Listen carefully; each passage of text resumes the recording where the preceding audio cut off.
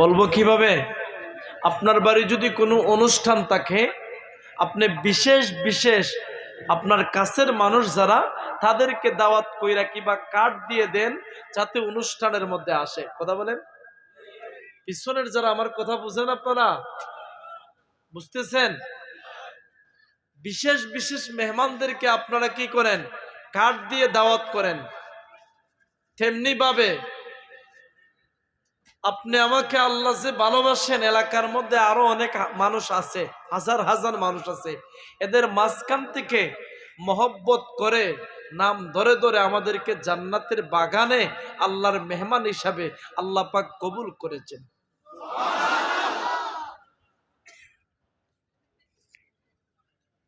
আমরা কার মেহমান? মাইকের আওয়াজটা একটু তুল্লা দিয়ে না, আমার গলা টানে, বুঝছেন না? আপনারা আমার কথা বুঝেন তো? আপনারা বুঝলেই হয়েছে ইনশাআল্লাহ। আল্লাহ পাক, আপনি আমার মতো অনেক মানুষ আছে দুইটা পাও নাই, অনেক মানুষ আছে দুইটা চক্ষু নাই, অনেক মানুষ আছে হসপিটালের সিটের মধ্যে পইরা রইছে, কখন তার দুনিয়ার থেকে বিদায় নিয়ে যায় কোনো গ্যারান্টি আপনার আসেনি? আমার আছে? আপনি আমার শেষ মাহফিল হইতে পারে কি পারে না? আজকে এই স্টেজের মধ্যে, আজকে এই প্যান্ডেলের নিচের মধ্যে অনেক মানুষ দেখতেছি, অনেক যুবক ভাই দেখতেছি, কে বা কারা আগামী বছর জীবিত থাকি না কোনো গ্যারান্টি আছে? কিসের বড়াই করতেছি, কিসের অহংকার করতেছি? যে বাড়িটার মধ্যে থাকতেছেন, সেই বাড়ির মধ্যে আপনি আমার আগে অনেক অনেক মানুষ বসবাস করত। কথা বলেন না? আজকে অনেক মানুষই তারা বাড়ির মধ্যে নাই। ও মুসলমান, 100 বছর আগে ছিলাম না, 100 বছর পরে থাকবো? আসতে বলেন, থাকবেন? যে বাটে বলতেছেন বোধহয় থাকবো সবাই আমরা, যে হুজুর যেমনে আসছি আর যাব না, একদম কিয়ামত পর্যন্ত থাকবো, এরকম কোন গ্যারান্টি কেউ পাইছেন? আল্লাহ পাক আপনি আমাকে জমিনের মুসাফির বানাইছেন, যার মুসাফির খানা যত দূর তার বাড়ির জন্য টান থাকে বেশি। কথা বলেন।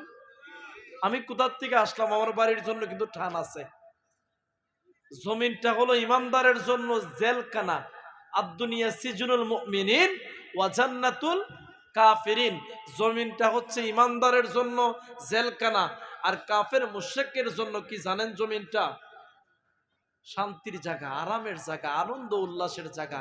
ওই যে বলে না, কি যে একটা কথা বলে না, যা মানে যা পাও খাও, আগামী দিন বাঁচবাই কিনা চিন্তা করো, মন ফুর্তি করো, আগামী দিন বাঁচবাই কিনা চিন্তা করো, এদের কথা এটা। কথা বলেন। আল্লাহ আপনি আমাকে জমিনের মুসাফির বানাইছেন। আল্লাহ পাক আপনি আমারে আবার দুনিয়ার থেকে নিয়ে যাবেন। আল্লাহ আসলাম কেন, যাব কোথায়, কোথায় ছিলাম, এই প্রশ্নটুকু যদি মাথার ভিতরে থাকে, তাইলে আল্লাহরে চিনতে বেশি দেরি। আল্লাহ পাক আপনি আমাকে আসার বসার সুযোগ দিয়েছেন, কণ্ঠের আওয়াজ দিয়ে উচ্চ আওয়াজে বলে আলহামদুলিল্লাহ। তার সাথে লক্ষ কোটি দুরূদ আর সালাম মায়ার নবী, দু জাহানের কামলিওয়ালা নবী, নূরুনা আলা নূর নবীর খেদমত মুবারকে আমাদের দুরূদ এবং সালাম যেন কবুল করেন, বলেন আমিন। যেই নবীর উম্মত হওয়াতে শ্রেষ্ঠ উম্মত বলে স্বীকৃতি পেয়েছি, আল্লাহ পাক যেন এই নবীর উসিলায় আজকের এই জান্নাতের বাগানে কবুল করেন। গভীর মনোযোগ, কুরআনুল কারীম থেকে কয়েকটা আয়াত তেলাওয়াত করেছি। আমার আল্লাহ দুনিয়ার জগৎটারে এত সুন্দর করে সাজাইলেন, আসমান জমিন গ্রহ নক্ষত্র ছায়াপথ গ্যালাক্সি জান্নাত জাহান্নাম, বিশাল পাহাড়টা, বিশাল সমুদ্র, এত জমিনটারে বিছানা বানাইয়া রাখছেন। আল্লাহ বলেন আরশ আজিমটারে, আসমানটারে আমি আল্লাহ সামিয়ানা বানাইয়া রাখছি রে বান্দা। গোটা পৃথিবীর জমিনটারে আমি আল্লাহ আমার বান্দাদের জন্য নামাজের জায়গা বানাইয়া দিয়া রাখছি। রে বান্দা,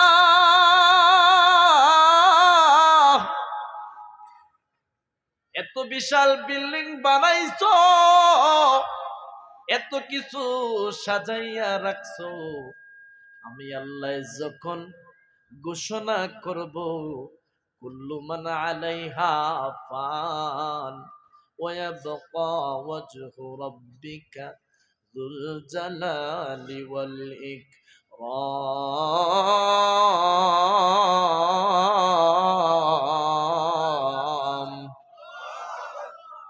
সব কিছু ভেঙ্গে তছনছ হয়ে যাবে। এত বিশাল বিল্ডিংটা সহ সব কিছু ভেঙ্গে তছনছ করে দিবেন একজন, তিনি কে? ওয়ায়াবকা ওয়াজহু রাব্বিকা, একমাত্র একজন থাকবেন, তিনি কে? কখনো তোমাকে যদি বলি হেদায়তের আলো জেলে নিয় কাছে তুলি,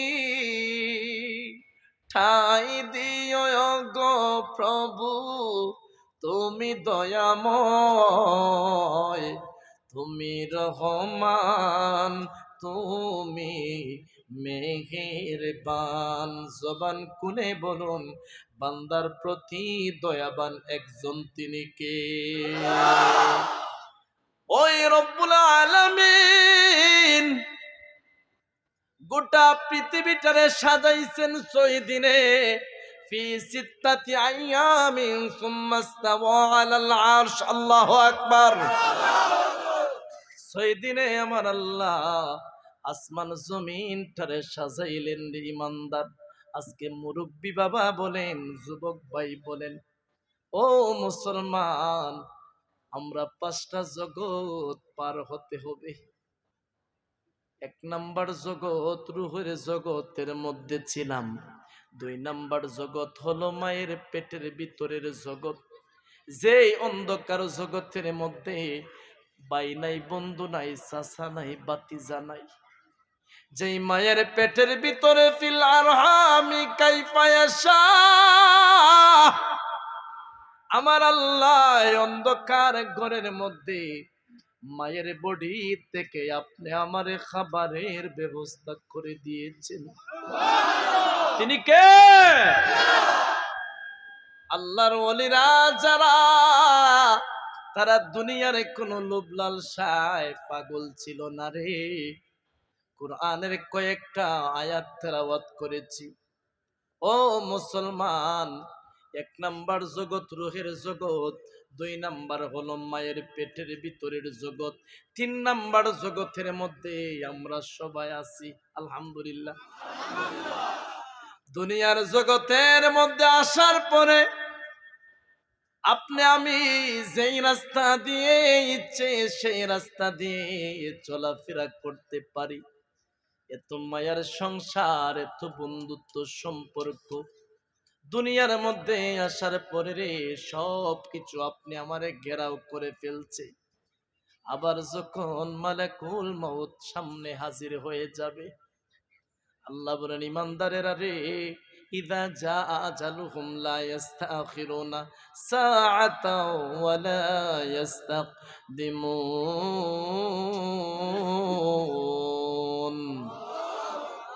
যখন তোমার সামনে মালাকুল মউত এসে হাজির হয়ে যাবে রে, দুনিয়ার কত বন্ধু দেখবা, বান্ধব দেখবা, কেউ আটকাতে পারবে না। মালাকুল মাউত রে যদি রে মুসলমান বলেন, ও মালাকুল মাউত, আমার পরিবারের সন্তানদের কাছ থেকে আমি বিদায় নিয়ে আসি, তারা যেন সমাজের মধ্যে সুন্দর করে চলাফেরা করে। আপনি যদি বলেন আমার ব্যবসায়ী কর্মচারীদের কাছ থেকে বিদায় নিয়ে আসি, তারা যেন দোকানপাটটা দেখাশোনা সুন্দর করে করে। আল্লাহর কসম রে মুসলমান, লা ইস্তাকদিমুন লা ইস্তাকদিমুন, একটা মিনিট একটা সেকেন্ড সময় দেবে না। ওই 3.5 হাত বডির ভিতর থেকে রূহটাকে বের করে নিবে একজনের আদেশে। তিনি কে? সময় দিবে? সময় দিবে? সময় দিবে না। এই যে সামিয়ানার নিচে বসে আছেন গো, আপনি আমি যদি তালাশ করতে যাই, যেহেতু আমাকে ওলিয়া উলিয়াদের সাবজেক্টও দেওয়া হয়েছে, আবার নবীর সম্মানও দেওয়া হয়েছে, আবার নামাজের সাবজেক্টও দেওয়া হয়েছে। কয়টা সাবজেক্ট? কয়টা?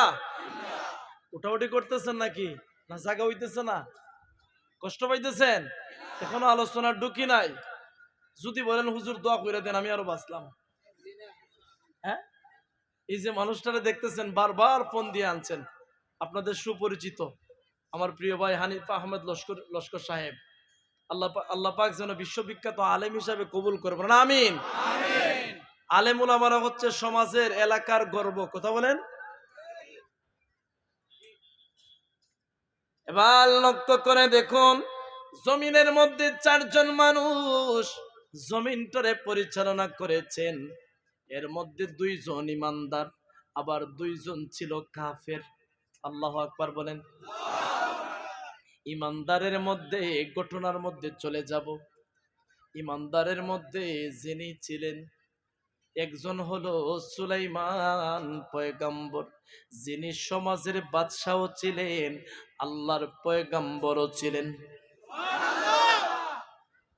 সুলাইমান পয়গম্বর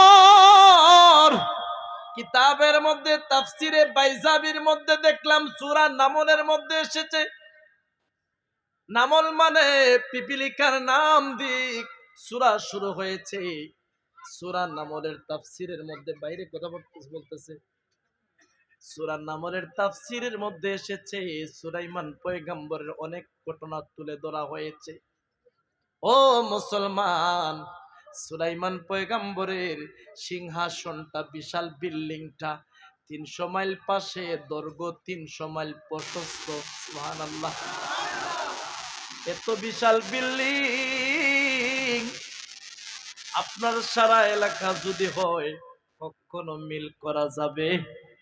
এটার সমান হবে? হবে না।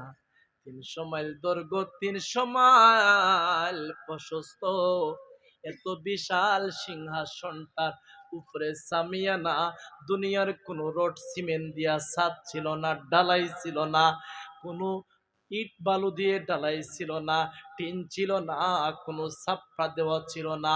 এক ধরনের পাখি যাদের নাম হলো হুদহুদ পাখি, সেই পাখিগুলারা 300 মাইল দৈর্ঘ্য, 300 মাইল প্রশস্ত এত বিশাল বিল্ডিং করে সামিয়ানা দিয়া রাখতো।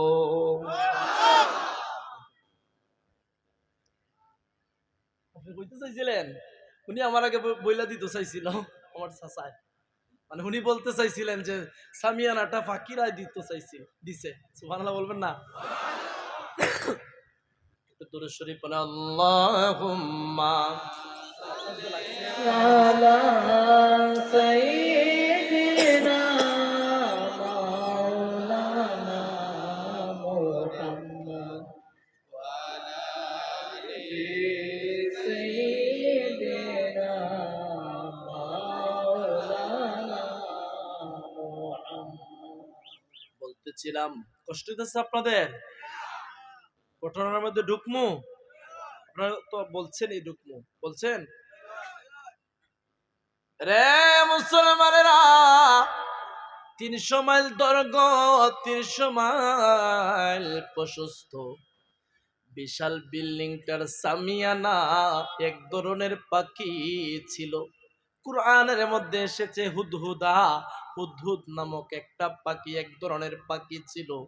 সেই পাখিগুলারা সুলাইমান পয়গম্বরের বিশাল সিংহাসনটা বিল্ডিংটারে সামিয়ানা দিয়া রাখতো রে মুসলমান। আল্লাহর পয়গম্বর সুলাইমান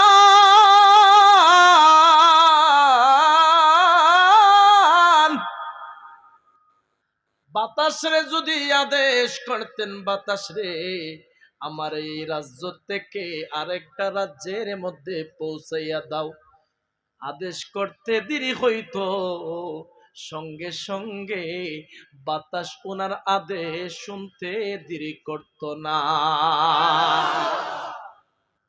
আপনাদের কথা আমার কথা বাতাসে শুনবো, শুনবো? যে বাটে বলতেছেন শুনবো মনে হুজুর? আল্লাহর পয়গম্বর সুলাইমান হঠাৎ করে বলতেছেন, বাতাস রে আমি এই রাজ্য থেকে আরো একটা রাজ্যের মধ্যে যাইতে চাই। হে বাতাস আমার এই রাজ্য থেকে আরো একটা রাজ্যের মধ্যে পৌঁছাইয়া দাও। সুবহানাল্লাহ। বাতাস সঙ্গে সঙ্গে ওনার 300 মাইল দৈর্ঘ্য, 300 মাইল প্রশস্ত এত বিশাল সিংহাসনটারে উড়াইয়া নিয়ে যাচ্ছে। যখন একটা যুবক জমিন থেকে দেখতে পারলো রে এত বিশাল সিংহাসনটা বাতাসে উড়াইয়া নিয়ে যাচ্ছে, ও মুসলমান আপনার এলাকার মধ্যে যদি কোনো যুবক শূন্য উড়াল দিয়া যায় আপনাদের ভিতরের অবস্থা কেমন হবে? কথা বলেন। ফেসবুক বলেন, লাইভ বলেন, কমেন্ট বলেন, হুজুর হয়তো নাও বুঝতে পারেন, একদম ভাইরাল। কথা বল না? বর্তমান ভাইরালের রূপ পাইছে। ভাইরাল হইলে এখন ফুকরা হোক, পচা হোক, গান্দা হোক, এটারে পাবলিশ করে ফেলে। কথা বলেন না? আল্লাহর পয়গাম্বর বাতাসে আদেশ অনুজ বাতাস যখন ওনার 300 মাইল দৈর্ঘ্য 300 মাইল প্রশস্তটারে শূন্য উড়াল দিয়া নিয়ে যাচ্ছে, সঙ্গে সঙ্গে একটা যুবক নিচের থেকে দেখতে পারলো। নিচ থেকে যখন দেখলো জবানটা খুলে বলতে সুবহানাল্লাহ। হঠাৎ করে সুলাইমান সিংহাসনের উপর থেকে শুনলেন, শোনার পরে ডাক দিয়ে বললেন, কিরে কোথায় উঠছেন? ওরা কোথায় যায়? কি ও 1 নাম্বার না 2 নাম্বার না রং নাম্বার? আইবো আবার, আসবো আবার আসবো। যুবকটায় যখন দেখলো বিশাল সিংহাসনটা উড়াল দিয়া নিয়ে যাচ্ছে, নিচ থেকে যুবকটায় সঙ্গে সঙ্গে জবান খুলে বলতে সুবহানাল্লাহ। আল্লাহর পয়গাম্বর সুলাইমান বাতাস রে আদেশ করলেন, বাতাস রে আমারে আর সামনে নিয়ে যাইও না, আমার এই জায়গার মধ্যে নামিয়ে দাও, আমি দেখব এখানের মধ্যে কে সুবহানাল্লাহর আওয়াজ দিয়েছে। আল্লাহর পয়গাম্বর আয়েশা যখন দেখতেছেন একটা যুবক মাথা ঘুরাইয়া জমিনের মধ্যে পড়ে গেল রে। কারণ কেন মাথা ঘুরাইয়া অজ্ঞান হইয়া জমিনে পড়ছে জানেননি? যদি আপনি দেখেন একটা প্লেন কিংবা হেলিকপ্টার একা একা অবস্থায় আপনার দিকে আসতেছে, ভাববেন মনে মনে আমারে মনে হয় বোমা বাস্ট করার জন্য আইছে। কথা বলেন। তেমনি ভাবে আল্লাহর পয়গাম্বর যখন সিংহাসনটা নিয়ে সামনে নামতেছেন, যুবক মাথা ঘুরাইয়া জমিনের মধ্যে পড়ে আছে। আল্লাহর পয়গাম্বর তারে ডাক দিয়ে উঠাইলেন, উঠানোর পরে জিজ্ঞাসা করলেন, যুবক রে এখানের মধ্যে সুবহানাল্লাহ কে বলেছে? যুবক ডাক দিয়ে কয়, আল্লাহর পয়গাম্বর আমি যখন 300 মাইল দৈর্ঘ্য 300 মাইল প্রশস্ত এত বিশাল সিংহাসনটা বাতাসে উড়াইয়া নিয়ে যাচ্ছে। আমার জবান বন্ধ রাখতে পারি না, আমার জবান দিয়ে বের হয়ে গেছে সুবহানাল্লাহ।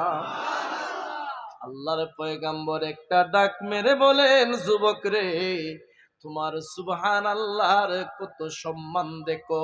আমার 300 মাইল দৈর্ঘ্য, 300 মাইল প্রশস্ত এই সিংহাসনটা একবার না, দুইবার না, 1000 বার যদি বিক্রি করা হয়, তোমার একবার সুবহানাল্লাহ বলার সমান দাম হবে না। আল্লাহু আকবার।